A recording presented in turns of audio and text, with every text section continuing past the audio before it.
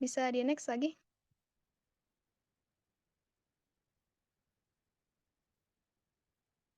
Kemudian sebagai anggota divisi pendidikan dan minat bakat himpunan Departemen Keputrian LDK Mukhlis Unida periode 2020 hingga 2021 dan anggota Departemen Ubudiyah Pondok Pesantren Mahasiswa Bina Tauhid Universitas Juanda dan Kepala Biro Isu dan Pembinaan Deputi yaitu tahun 2022 hingga 2023 saat ini. Kemudian ada pengalaman mengajarnya juga. Beliau adalah guru DTA Al-Qudsiyah pada periode 2017. Kemudian guru tahfiz juga, guru MASD, SMP dan SMK Amaliyah Ciawi. Kemudian magang di SD Insan Kamil Bogor. Dan sekarang mengajar di SD Quran Anida dan Rumah Quran Anida. Mungkin segitu perkenalan dari CV pemateri.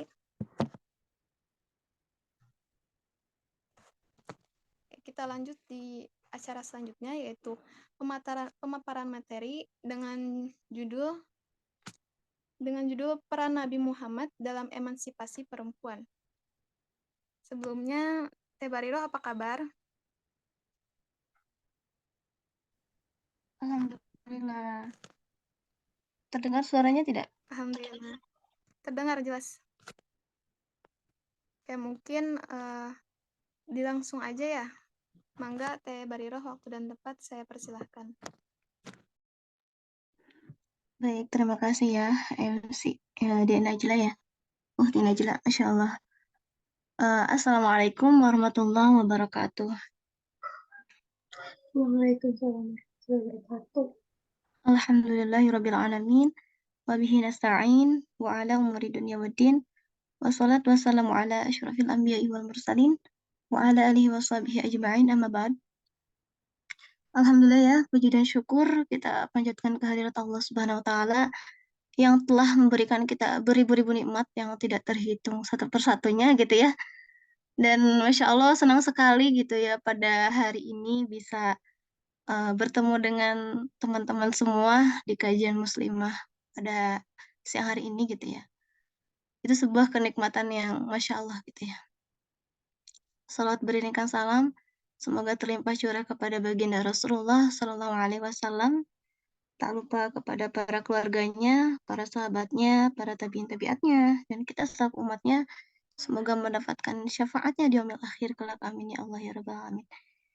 Sebelumnya ini ya, sebelum kita beranjak kepada pemaparan materi gitu ya,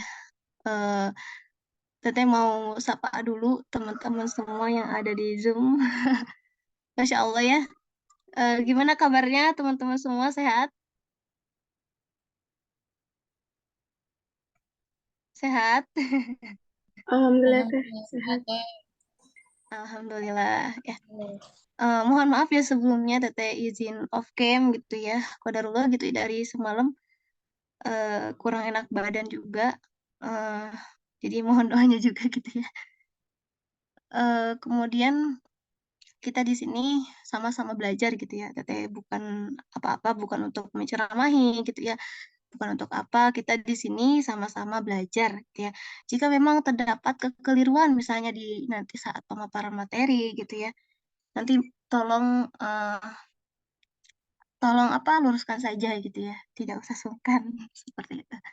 Karena kita sama-sama belajar. Jadi kemarin itu ada pengurus yang mengundang Teteh untuk menjadi apa ya, pemateri gitu ya.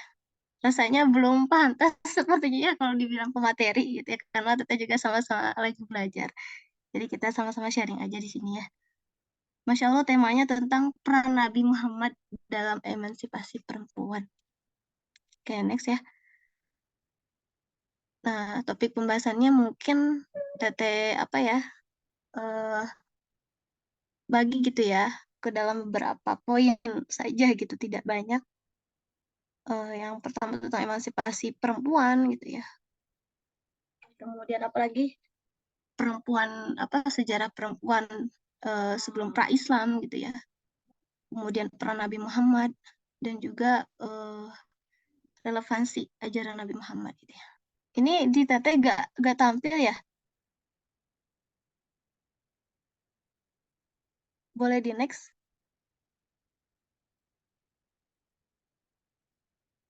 Suara teteh terdengar gak? Terdengar teh. Di Aman teteh teh. nggak tampil ya?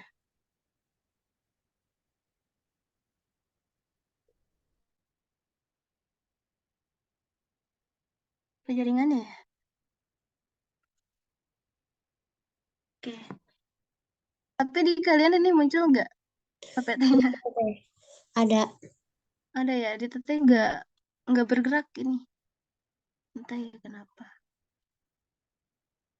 Oke, sebelumnya ada yang sudah tahu apa itu emansipasi, teman-teman? Boleh diketik di kolom chat atau misalnya open mic. Ada yang sudah tahu apa itu emansipasi? Sebelum kita bahas lebih jauh gitu ya. Lebih jauh sedikit.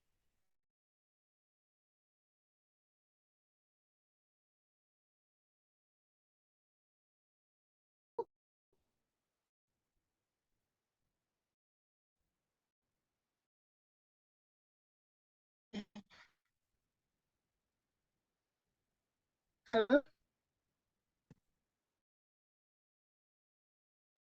suara tadi terdengar nggak?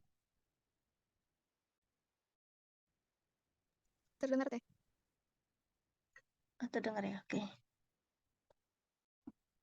Oke, ada yang jawab kesetaraan. Terus apa lagi? Apa lagi? Emansipasi. Oke, baik ya. Ini ditetek karena emang nggak muncul ya slide-nya. Atau gimana ya? Jadi nggak kelihatan. Oke, lanjut ya. Nah, di sini kita akan bahas sedikit saja gitu ya. Emansipasi itu secara harfiah adalah kesetaraan hak ya. Betul tadi kata Dek Nawang ya, kesetaraan gitu kan katanya. Kesetaraan hak dan gender. Nah, pengertian emansipasi itu adalah suatu usaha untuk menuntut persamaan hak kaum wanita gitu ya dengan terhadap hak-hak kaum laki-laki di segala bidang kehidupan. Nah, itu ya. Jadi memang emansipasi itu mengingatkan kita kembali bahwa wanita itu diciptakan dari tulang rusuk pria yang artinya sejajar gitu kan. Yang artinya sejajar. Para wanita itu tidak sama dengan pria gitu ya. Melainkan sejajar. Nah, ini tidak ini ya. Nah, emansipasi perempuan itu memberi perempuan kesempatan untuk bekerja, belajar, dan berkarya seperti halnya para laki-laki, seimbang dengan kemampuannya. Nah, emansipasi juga mengingatkan tadi bahwa perempuan diciptakan dari tulang rusuk laki-laki yang sejajar.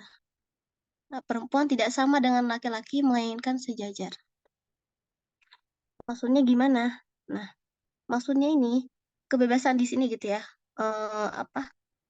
Maksudnya kebebasan yang berkualitas, bukan kebebasan 100%. Karena biar bagaimanapun gitu ya, tetap saja ada hal-hal yang memang dari sananya gitu ya sudah diciptakan perbedaan-perbedaan prinsipal yang perempuan itu tidak bisa kerjakan. Atau misalnya laki-laki itu tidak bisa mengerjakan seperti yang perempuan itu kerjakan gitu ya. Nah, arti dari emansipasi perempuan juga tepat adalah memperjuangkan agar perempuan itu bisa memilih dan menentukan haknya gitu kan. Kadang kan kalau misalnya kita berpikir ya, kita ketahui juga bahwasannya di zaman Eropa dulu gitu ya, ada perempuan itu dikekang gitu ya, perempuan itu dikekang. Maka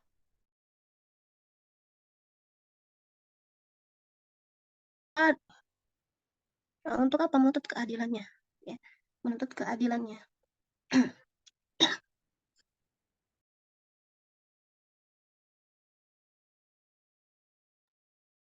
Karena di Teteh nggak muncul ya, jadi Teteh jelaskan saja. Di dalam Al-Quran juga terdapat ayat ya yang menjelaskan tentang emansipasi. Artinya, hai manusia, sesungguhnya kami menciptakan kamu dari seorang laki-laki dan seorang perempuan, dan menjadikan kamu berbangsa-bangsa dan bersuku-suku, supaya kamu saling kenal mengenal. Sesungguhnya orang yang paling mulia di antara kamu di sisi Allah ialah orang yang paling takwa di antara kamu. Sesungguhnya Allah Maha Mengetahui lagi Maha Mengenal. Nah, di dalam ayat ini gitu ya, Allah itu tidak membeda-bedakan gitu kan. Tidak membeda-bedakan perempuan dengan laki-laki dalam status amalan ya maksudnya. Justru Allah itu melihat dari takwanya. Ya. Allah melihat takwanya. Ya. Di sini kan wal muslimin, wal muslimat gitu kan. Tidak wal muslimin aja, tetapi wal muslimat gitu kan. Ada muslimatnya seperti itu. Nah, kemudian ada juga nih perempuan dalam sejarah pra-Islam. Kita lanjut ke perempuan dalam sejarah pra-Islam. Di titik dari silsilah keturunan dan cikal bakalnya, para sejarawan itu membagi kaum bangsa Arab itu menjadi 3 bagian. Nah, jadi Arab itu dibagi ke 3 bagian, gitu ya. Ada Arab Baidah gitu, Baidah, yaitu kaum Arab terdahulu yang sejarahnya itu nggak bisa dilacak secara rinci atau komplit gitu. Seperti kaum Ad, ya, Samud, Judais, Amlak, dan lain-lain. Kemudian yang kedua, Arab Aribah, yaitu kaum Arab yang berasal dari keturunan Ya'rub bin Yasjub bin Qatan, atau bisa disebut juga Arab Qotaniyah. Gitu ya. Dan yang ketiga, Arab Musta'aribah, yaitu kaum Arab berasal dari keturunan Ismail, disebut juga Arab Adnaniyah.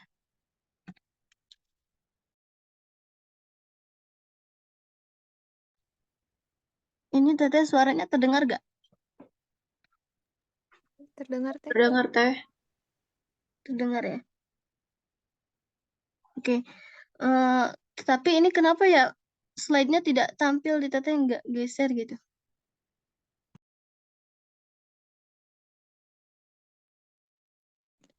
Ini lagi ada kendala dulu, Teh. Boleh gak teteh izin share aja ya? Apa ya? Oh, nggak apa-apa. Iya. Coba.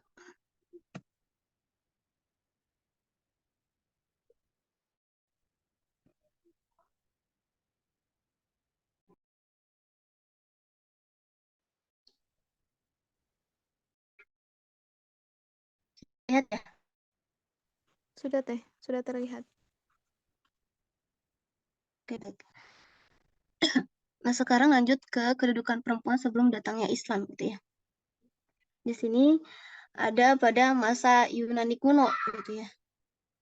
Ada pada masa Yunani kuno. Nah, pada masyarakat Yunani kuno ini gitu ya, seorang perempuan gitu ya, dipaksa memikul dengan tanpa persetujuannya gitu.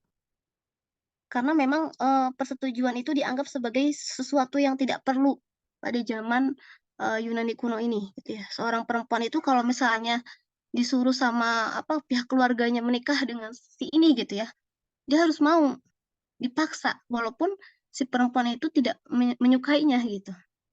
Itu ada keterpaksaan gitu. Kemudian di masa Romawi gitu ya, perempuan di masa Romawi. Nah, perempuan di masa Romawi ini dipandang gitu ya, istri itu seperti balita atau anak remaja yang harus selalu diawasi.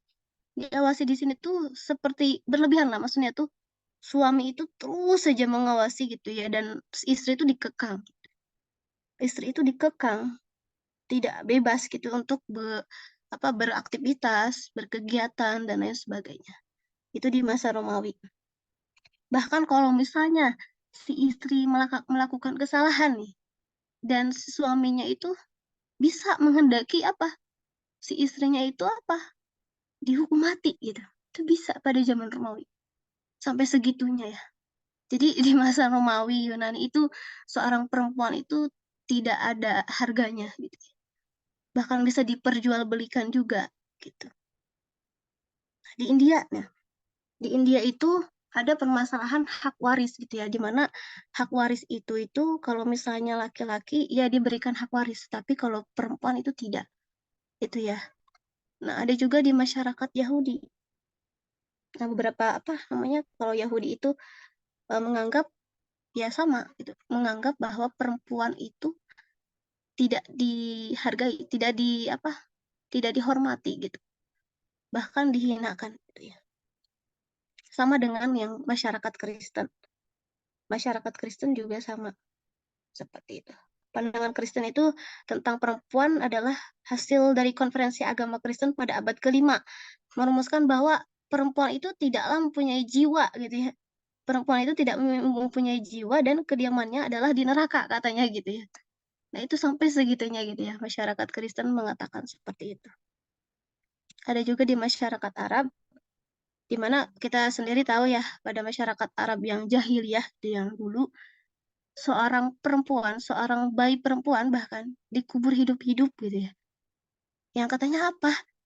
Kata masyarakat Arab itu, kalau Arab jahiliyah gitu ya, kalau misalnya anak perempuan itu lahir, itu dikatakan seorang aib, dikatakan aib, yang dimana harus dikubur hidup-hidup, biar aibnya itu terkubur juga. Ya Allah, subhanallah ya, pokoknya di masa-masa ini, di masa Yunani kuno, di masa Romawi, di masa India, di masa masyarakat Yahudi, Kristen, dan Arab jahiliyah gitu ya, itu perempuan itu tidak dihargai, tidak dihormati juga gitu, tidak dimuliakan. Nah, dihormati, tidak dihargai, tidak dimuliakan, justru dihinakan gitu ya, seperti barang dagangan gitu ya, yang diperjualbelikan juga gitu ya. Dan bahkan ada di masa pada zaman jahiliyah itu ya itu bendera kayak semacam pelacur gitu. Itulah pokoknya sedih ya kalau misalnya kita mengingat perempuan di zaman jahiliyah gitu ya, tidak ada harganya gitu kan. Seperti itu. Kemudian nih, hadirlah gitu ya Rasulullah ke muka bumi ini gitu ya. Hadirlah Rasulullah ke muka bumi ini, membawakan risalah, membawakan wahyu Allah gitu ya. Yang Masya Allah gitu ya, membawakan ajaran Islam gitu ya. Membawakan ajaran Islam yang di dalamnya itu terdapat apa? Syariat-syariat yang akan menuntun kita ke jalan yang lebih baik gitu kan. Bayangkan ya, zaman dulu, zaman jahiliyah gitu ya, seorang perempuan itu tidak dihargai, tetapi dengan adanya Rasulullah gitu ya, Rasulullah itu memberikan hak-hak perempuan gitu ya, memberikan hak perempuan. Nah, di sini ada peran Nabi Muhammad dalam emansipasi perempuan, yaitu pemberian hak-hak hukum gitu ya, hak-hak hukum, kemudian pemberian hak pendidikan, perlindungan terhadap kekerasan dan penindasan,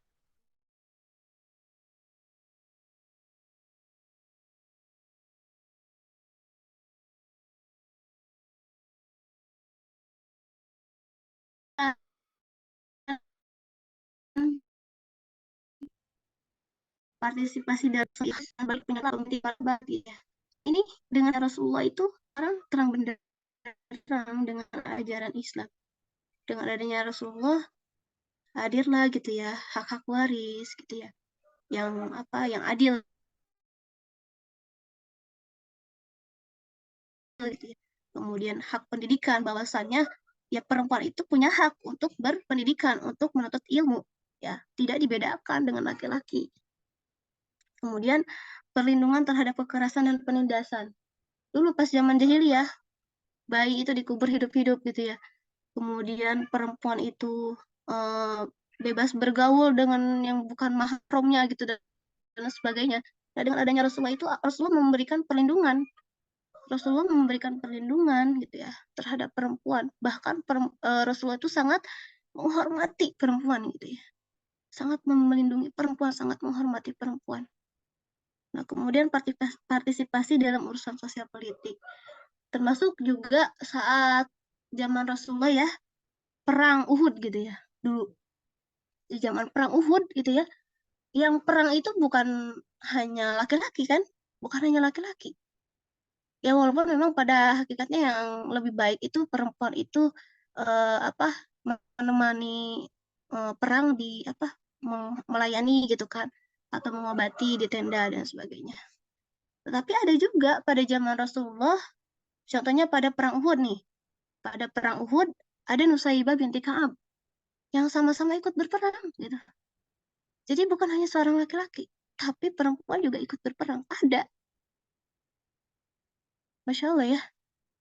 Jadi dari situ kita bisa tahu bahwasannya ya Rasulullah itu punya hak, perempuan itu punya hak gitu ya. Bukan hanya kewajiban saja, tetapi punya hak juga gitu ya, dalam berdakwah, dalam bersosial masyarakat dan lain sebagainya. Begitupun dengan pentingnya pekerjaan produktivitas. Zaman sekarang misalnya ya, perempuan mau bekerja ya silahkan gitu ya. Tapi jangan sampai lupa dengan kewajiban. Misalnya seorang istri ya, tapi mohon maaf teteh belum bersuami, cuma memang ada gitu ya ilmu yang didapatkan ketika sharing dengan orang-orang yang sudah menikah gitu. Jadi contohnya ketika seorang perempuan sudah menjadi seorang istri gitu ya, kemudian dia ingin mengembangkan potensinya gitu kan, ingin mengembangkan karirnya boleh itu. Misalnya di dunia pendidikan contohnya ya, kita ngajar itu boleh, kita berkegiatan, bekerja itu boleh. Asal tidak lupa dengan dengan kewajibannya sebagai seorang istri. Seperti itu. Ya. Kemudian hubungan suami istri yang harmonis itu ya. Dulu zaman jahiliyah, bisa flashback lagi gitu ya. Dulu zaman jahiliyah, suami istri itu tidak harmonis. Contohnya apa? Diperjualbelikan juga gitu ya istrinya gitu ya. Tidak dihargai seperti barang-barang koleksian di rumah saja gitu ya. Hanya untuk berhias, bersolek saja gitu ya. Tidak dihargai pokoknya. Tetapi dengan adanya Rasulullah mengajarkan kepada umatnya untuk apa? Untuk memperlakukan seorang istri dengan baik. Ya, Rasul mengajarkan bagaimana suami itu harus mengasihi, menyayangi seorang istri, menghormati, menghargai seorang istri. Dalam hubungan suami istri, ya supaya harmonis, bagaimanapun caranya. Itu, ya. Itu dengan kehadiran Rasulullah. Kemudian peran sebagai pendidik dan penyampai ajaran Islam. Nah, dengan adanya Rasulullah juga gitu ya, seorang perempuan gitu ya, ada hak untuk mendidik gitu ya, ada hak untuk mendidik gitu ya, mengajar, menyampaikan ajaran Islam, itu dakwah gitu ya. Dakwah itu bukan hanya untuk laki-laki gitu ya, tapi untuk semua ya. Di sini kan penyampai ajaran Islam. Nah, Rasulullah mengajarkan kita untuk apa? Untuk berdakwah gitu ya. Dakwah itu bukan hanya untuk seorang laki-laki, tetapi perempuan juga, termasuk kita ya di sini. Kita harus menyebarluaskan ajaran Islam. Seperti itu. Dan yang terakhir itu pemberian identitas dan martabat. Perempuan punya identitas gitu ya. Sebagai seorang muslimah gitu ya. Yang memiliki fitrahnya gitu kan. Fitrahnya nanti bakal menjadi seorang istri gitu ya. Bakal menjadi seorang ibu yang harus bisa mendidik anak-anaknya atau keturunannya dengan baik gitu. Insya Allah ya. Kemudian selanjutnya ada perempuan dalam sejarah Islam. Tadi kan perempuan sejarah Islam ya, atau zaman. Nah, sekarang Islam, perempuan dalam sejarah Islam. Islam adalah kemerdekaan kaum perempuan dan memandang sejajar dengan kaum laki-laki.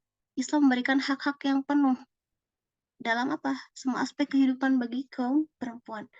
Nah, kaum perempuan juga dengan rahmat Allah dan di bawah risalah Islam dikembalikan pada kedudukannya yang sebagai panglima keadilan dan pelindung Islam gitu ya.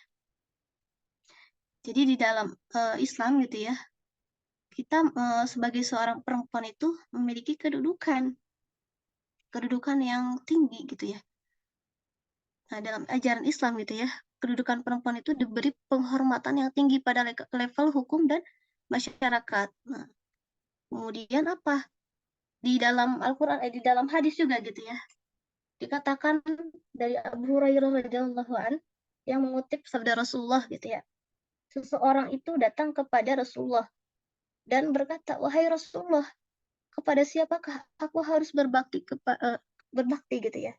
Yang pertama kali, Rasulullah menjawab apa? Ibumu. Kemudian diulang lagi pertanyaannya, kepada siapa lagi ya Rasulullah? Kata Rasulullah apa?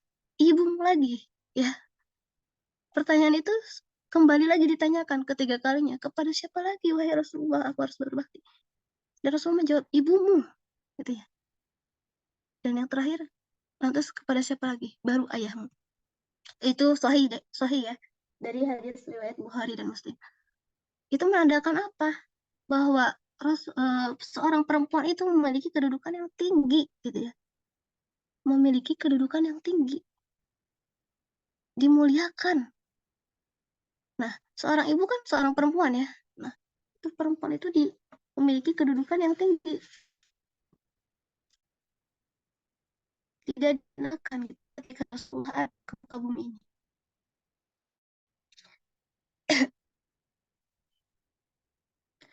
Kemudian apa?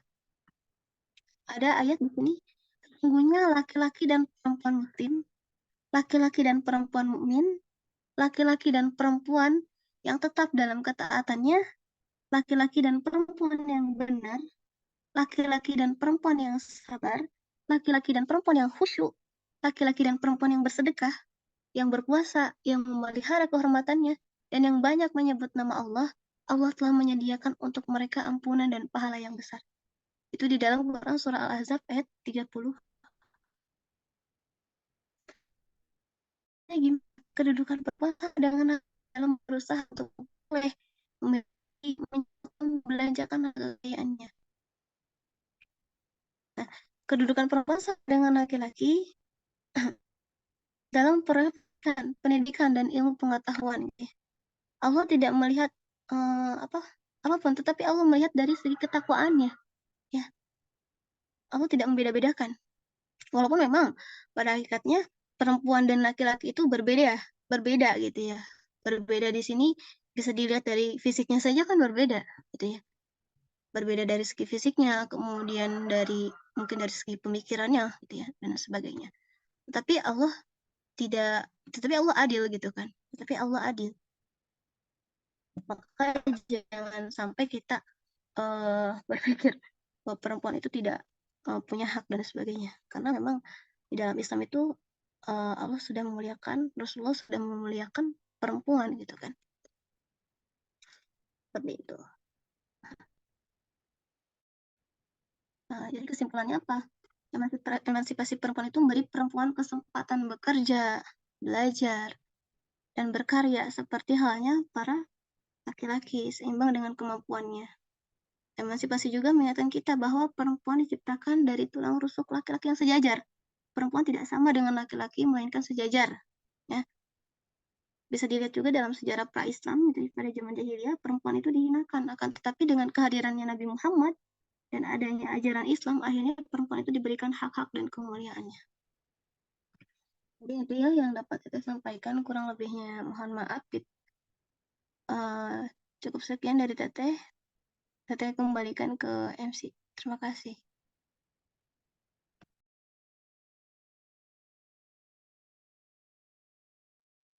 Baik, Masya Allah. Makasih ya Teh Bariloh yang telah menyampaikan materinya. Oke, kita lanjut ya ke sesi tanya jawab. Mungkin di sini yang mau nanya boleh di kolom komentar atau langsung juga boleh.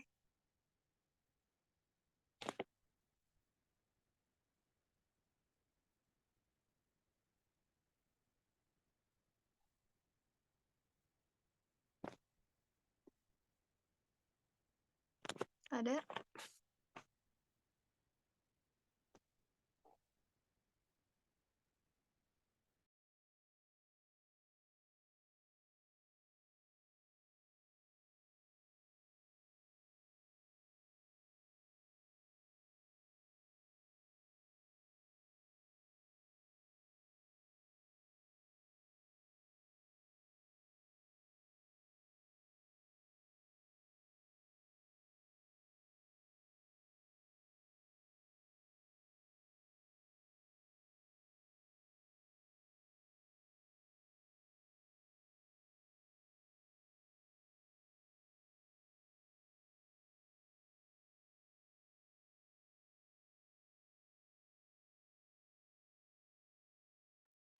Ada yang mau bertanya?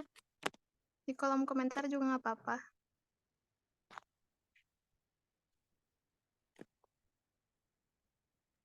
Sepertinya sudah paham semua ya. Kalau saya boleh bertanya, Teh. Iya boleh. Maaf ya, ini khawatir jaringannya kurang stabil. Oh ya, masih terdengar kok, Teh.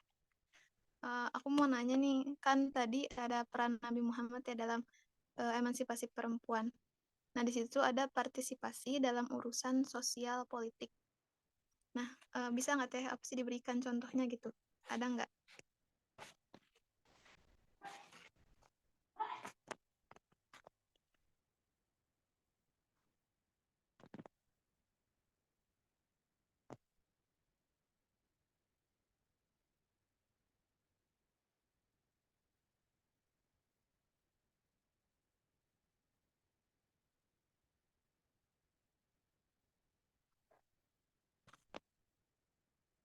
Halo Teh Bariro, masih tersambung?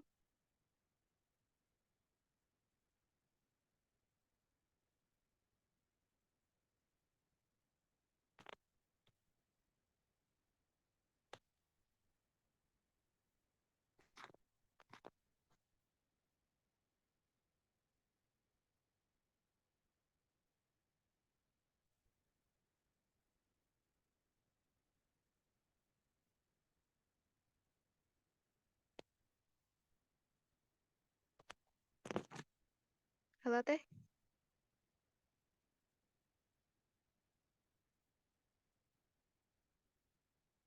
Apa suara saya terdengar?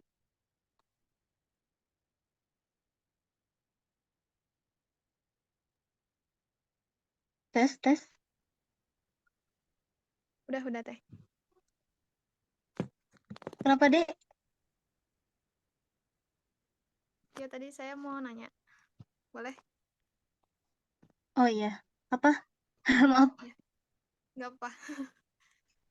Tadi kan dijelasin ya peran Nabi Muhammad dalam emansipasi perempuan. Nah, di situ tuh ada partisipasi dalam urusan sosial politik. Nah, Teteh boleh nggak jelasin contohnya gitu, gimana?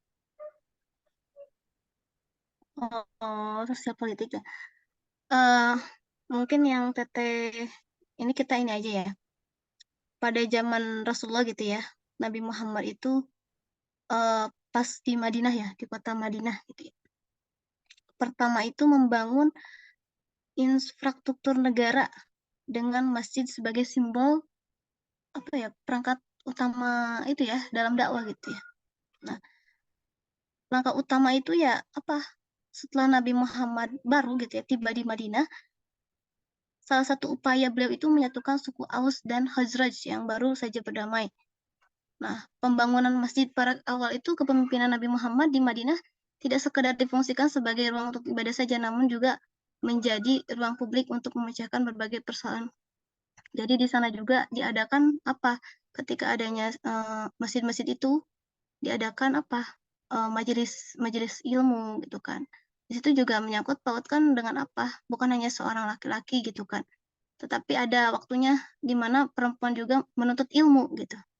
Itu sama dengan halnya ada peran Nabi Muhammad gitu di situ dalam urusan sosial di situ. Bukan hanya dari ini saja.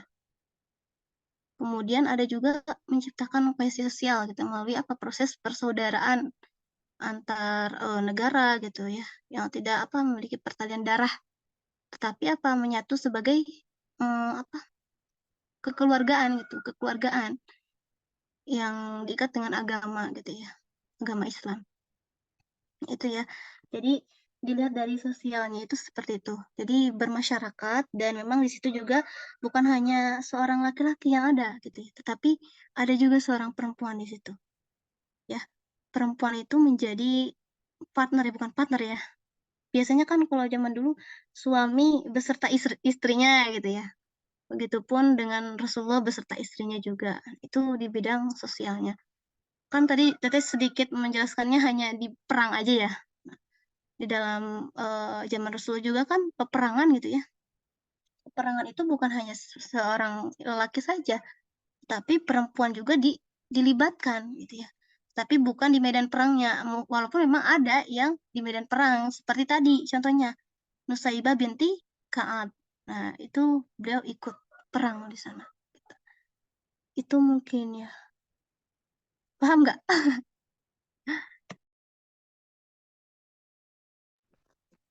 Iya teh. Ini juga ya, jadi keinget gitu yang tentang hubungan suami istri itu yang Nabi Muhammad dengan Khadijah itu kan ya, saling membantu gitu, saling menopang satu sama lain gitu. Ya teh, terima kasih teh atas jawabannya. Iya, sama-sama. Ya memang kan kalau misalnya kita pelajari ini ya, maksudnya dari zaman jahiliyah gitu ya. Perempuan pada zaman jahiliyah itu benar-benar dihinakan gitu. Tidak ada harganya, tidak dimuliakan. Sampai bayi aja yang baru lahir itu dikubur hidup-hidup gitu ya. Saking apa? Itu tuh menganggap bahwa bayi perempuan itu aib katanya. Aib yang harus dikubur juga ya supaya terkubur juga aibnya gitu. Tetapi dengan adanya Rasulullah, Masya Allah ya, dengan kehadirannya beliau, kita mendapatkan kebaikannya gitu, kemaslahatannya sampai saat ini gitu. Tetapi kadang ya ketika begitulah, ketika Rasulullah sudah memuliakan perempuan gitu ya, menjaga seorang perempuan, melindungi seorang perempuan gitu ya. Sekarang gitu ya, zaman sekarang, banyak perempuan yang nggak mau dilindungi gitu kan. Iya gak sih? Pernah lihat nggak di luaran-luaran sana gitu kan? Yang kata Allah kamu harus menutup aurat gitu kan? Ya untuk apa? Untuk menjaga sebenarnya. Untuk menjaga seorang perempuan. Perempuan itu sangat dihormati, sangat dimuliakan. Tetapi ya itu perempuannya sendiri yang tidak mau dihormati kadang ya. Seperti itu ya, yang di luar sana mungkin banyak saudari-saudari kita gitu ya, yang masih belum menutup aurat dengan baik gitu ya. Kan jangankan ya kalau laki-laki itu melihat perempuan yang yang tidak menutup aurat, yang menutup aurat saja kan kadang laki-laki tergoda ya. Nah itulah makanya kita sebagai seorang perempuan itu harus berusaha untuk bisa menjaga diri kita dengan baik gitu. Kata Allah kita harus menutup aurat ya. Kita kaitannya dengan ini ya, dengan zaman sekarang. Yang harusnya kita, kata Allah, kamu harus menutup aurat gitu ya di dalam Al-Quran surah An-Nur gitu ya. Dimana kita harus menutup aurat, memakai kerudung gitu ya. Menutupi dada. Kemudian di dalam Al-Quran surah Ahzab ayat 56 gitu ya. Kita harus memakai menutup aurat ya, memakai jilbab gitu ya. Terkadang ya itu ada orang yang memang mungkin salah persepsi gitu ya. Kalau di Arab ya, kalau di Arab kalau kita bilang beli jilbab pasti dikasihnya apa? Dikasihnya gamis ya. Tapi kalau di Indonesia kita beli jilbab dikasihnya kerudung. Ya, kadang adalah perbedaannya yang memang harus kita pahami sebenarnya. Jadi ketika Allah memberikan aturan ya, Islam itu memberikan aturan yang baik, kita laksanakan. Apalagi kita seorang perempuan ya, perempuan itu fitnahnya besar gitu. Perempuan itu fitnahnya besar. Jadi kalau misalnya kita nggak bisa menjaga diri ya wassalam gitu kan. Banyak fitnahnya. Seperti itu ya. Jadi kemana-mana ini. Oke, makasih teh. Terus katanya nih, ada yang komen di kolom komentar. Ya teh kadang keras kepala banget katanya.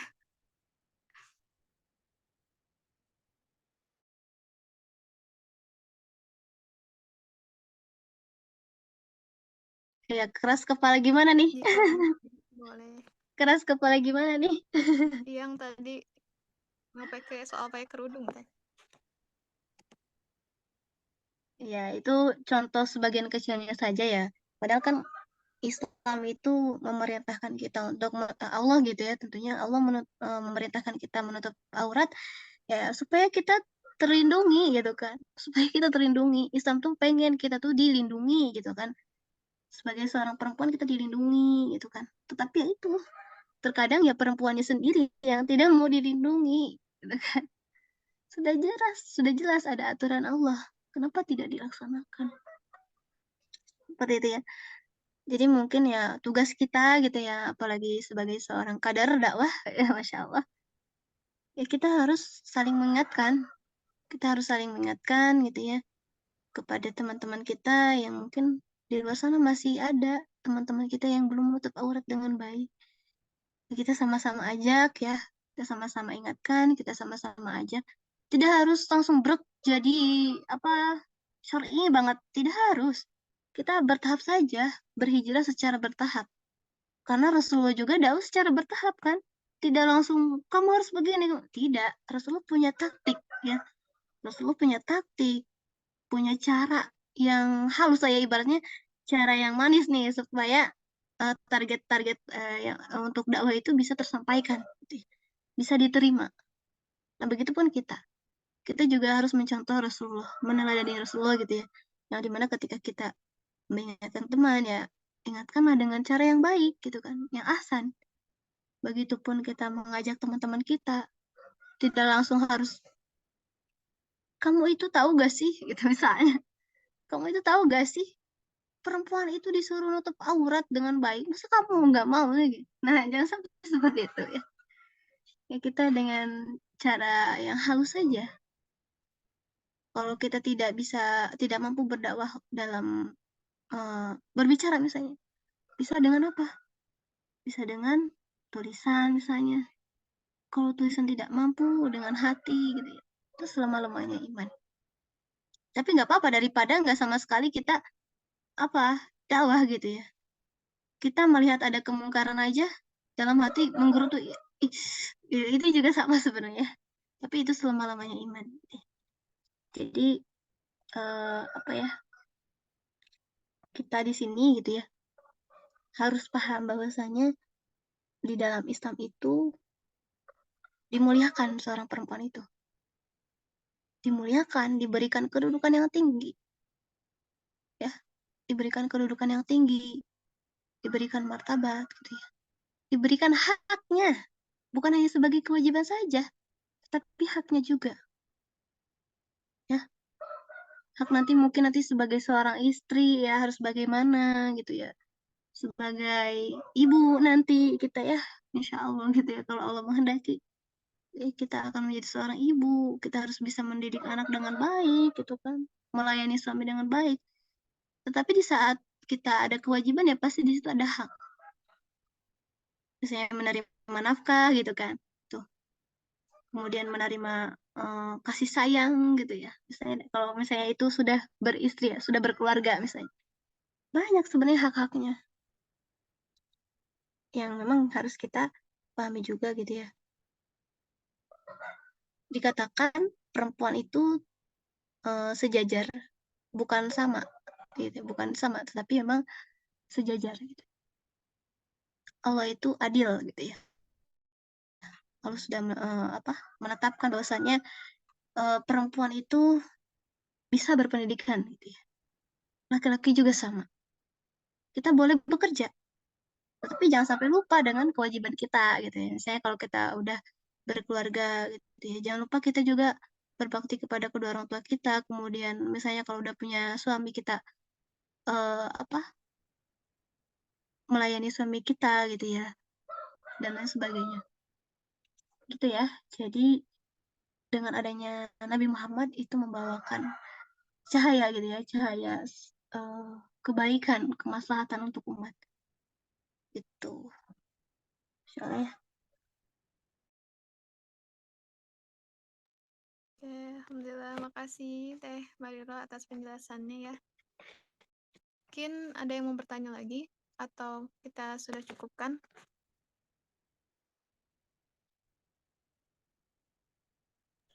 Sudah deh.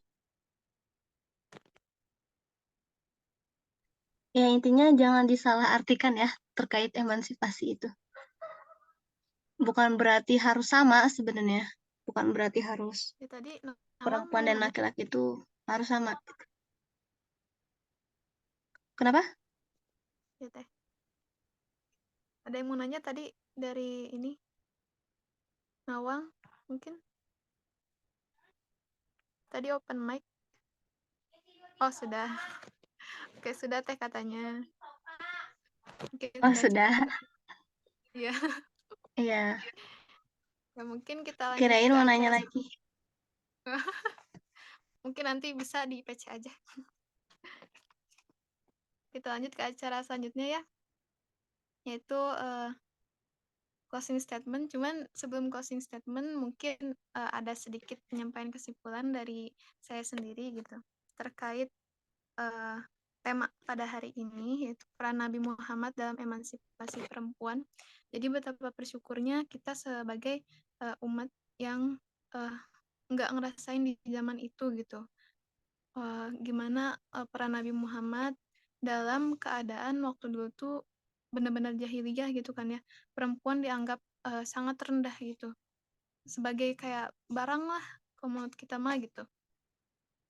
Jadi tolong disyukuri gitu setiap harinya gitu.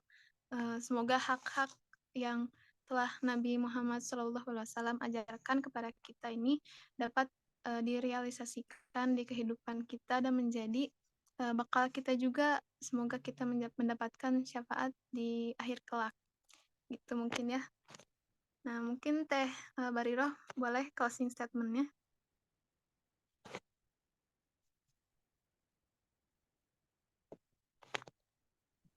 Suara Tete terdengar nggak? Terdengar ya? Terdengar Teh. Oke, baik ya. Masya Allah, penting ya untuk kita pahami juga terkait hal ini.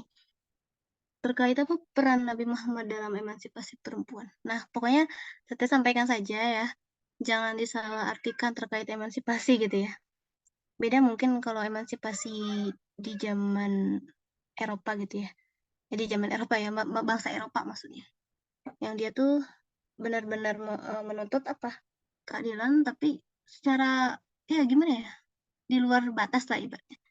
Tapi kalau kita sebagai seorang perempuan gitu ya, kita memang punya hak gitu ya. Kita punya hak, kita punya kewajiban juga, tetapi ya itu tidak boleh disamaratakan sebenarnya gitu ya.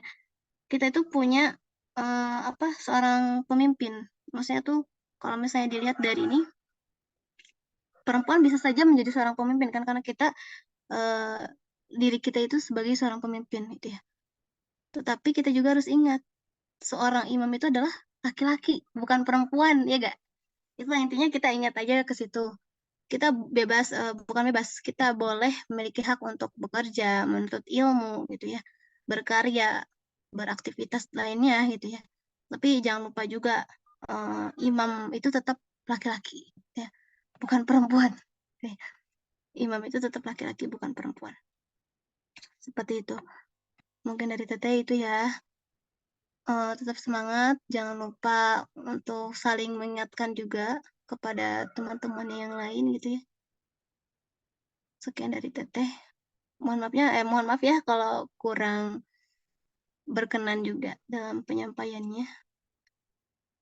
Sekian dari Teteh. Wassalamualaikum warahmatullahi wabarakatuh. Waalaikumsalam warahmatullahi wabarakatuh. Ya Teh, terima kasih juga jazakillah khairan kasiro. Ya Teteh yang udah nemenin kita gitu kan dari awal sampai akhir gitu. Masya Allah penjelasannya.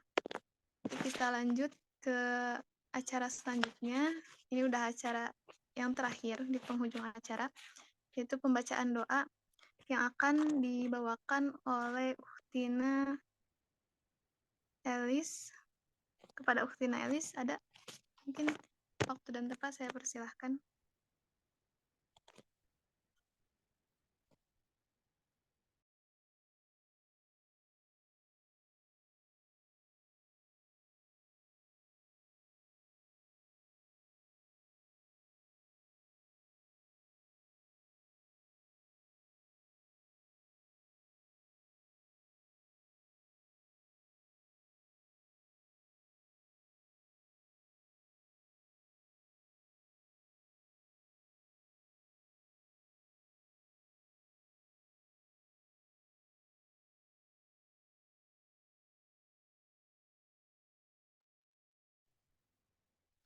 Uhtina Elis bisa terhubung?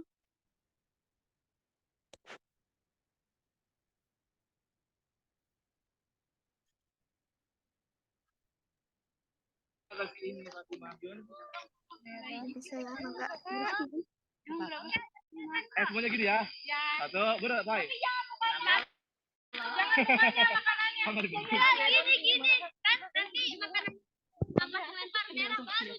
Bismillahirrahmanirrahim. Allahumma innaka ta'lamu anna hadhihi al-qulub qad ijtama'at alayya mahabbatika wa takat ala ta'atika wa tahaddat ala da'watika wa ta'ahadat ala nusrati syari'ati فوسك اللهم رابطها وأدم ودها واهدها سبلها واملأها بنورك الذي لا يخبو واشرح صدورها بفيض الإيمان بك اللهم صل على سيدنا محمد ربنا آتنا في الدنيا حسنة وفي الآخرة حسنة وقنا عذاب النار سبحان ربك رب العزة عما يصفون سلام على المرسلين والحمد لله رب العالمين. Amin ya rabbal alamin. Dimohon untuk hadirin semua menyalakan kameranya karena kita ada sesi dokumentasi